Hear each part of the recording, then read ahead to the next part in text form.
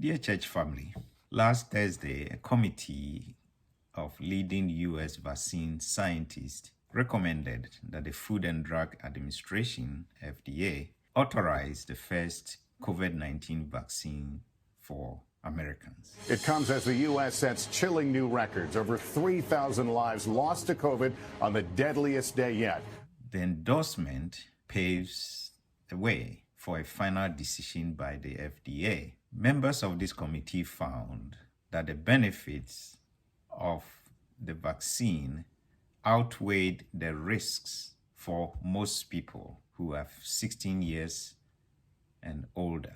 If approved, that will mark a major milestone in a pandemic that has killed more than 286,000 Americans and 1.5 million people around the world. Mass vaccinations are expected to begin within days. Scientists are still studying how long the vaccine will protect people. The safety and efficacy of the vaccine in children and pregnant women, and the rate of asymptomatic disease in vaccine recipients. In the meantime, this is what we know. After the first dose of the Pfizer vaccine, they're finding approximately 52% efficacy. After the second dose, it goes to 95% efficacy. So again, the idea is to get both doses.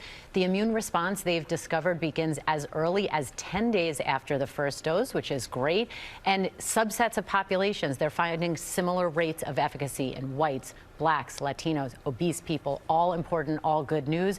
Clinical trials will continue. They will be ongoing, so they will continue to follow these people at least up to 2 years. All right, and so check on the effective, Right. but the other big check, of course, is safety, and there are side effects that everyone needs to be aware of. 100%, and this hasn't gotten enough attention yet. It needs to. So take a look at the expected side effects and their frequency. Fatigue occurring approximately 60% of the time.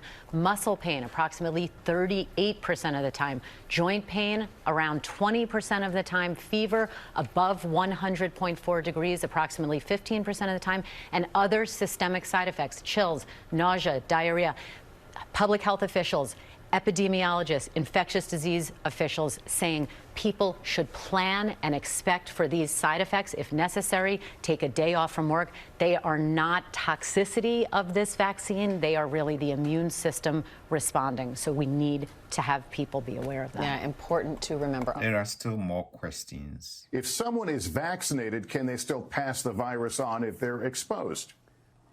Lester, studies show the Pfizer and Moderna vaccines are about 95% effective. And while that should prevent most people from catching and spreading the virus, it's not 100%. So there's still a chance you could become infected and spread it. So continue to wear a mask and social distance even after you've been vaccinated.